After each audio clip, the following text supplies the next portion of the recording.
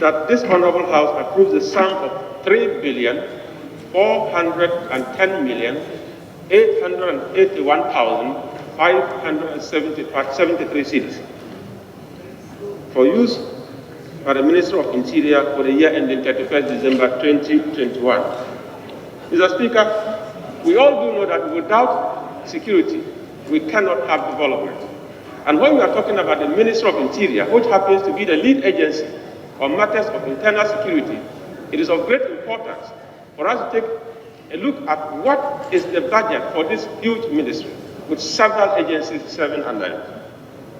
The Constitution provides in Article 200 clause 3 and Article 205 clause 2 that the state shall equip and maintain the Ghana Police Service, the Ghana Immigration Service, and all the services under the Ministry of Interior.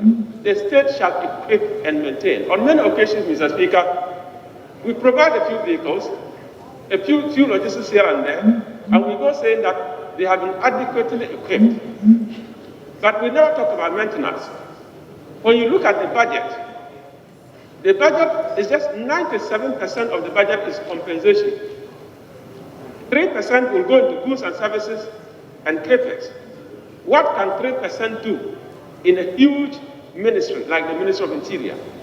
Mr. Speaker, we are optimism biased of the performance of security services when we procure and supply a few vehicles, and we want the whole world to know that these services are being equipped.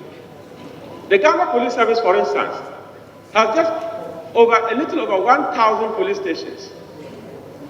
And if they have just less than 1,000 vehicles, and there is no vehicle in the police service that can run more than 4 years, within 4 years, the vehicle is written off. So at any point in time, we should endeavor that these services are really very equipped.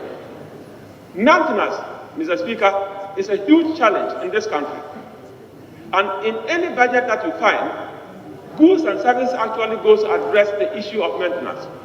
If you look at the goods and services budget for the Ministry of Interior, it will tell you the root cause of the culture of lack of maintenance of this country.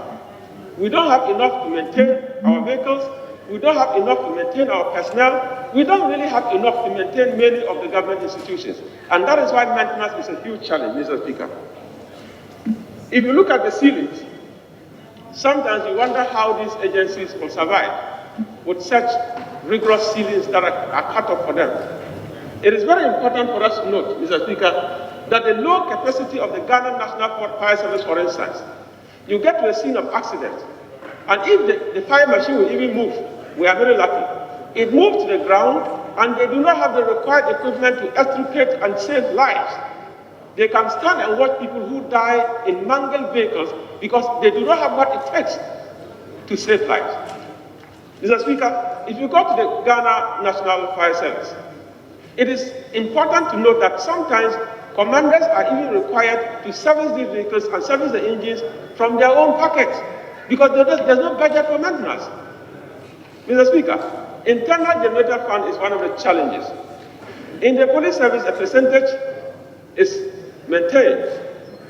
In the Ghana Immigration Service, 15% is retained, and it is the hope of this committee that this House supports us, that the percentage of 15% be increased to at least 30%. They generate a lot of money, and I'm sure that if IGF maintenance, the IGS retention is increased, they will be motivated to generate enough internal revenue to be able to guide their operations. Mr. Speaker, community policing in this era is a very serious thing if we want to address the issue of terrorism. Youth radicalization can actually be dealt with if community policing is working effectively in this country. But look at the budget. The budget, like my Nigerian brothers will say, the budget is suffering from some level of paralysis. And I will pray that this House support us, that for us to approve the budget, though not enough, of 3,410,881,573 cedis, hoping that in the media review, the Minister of Finance will take a second look at what is provided for the Minister of Interior to be able to perform its role effectively as a lead agency in matters of internal security. I so submit. Thank you, Mr. Speaker. Thank you, Honorable Member.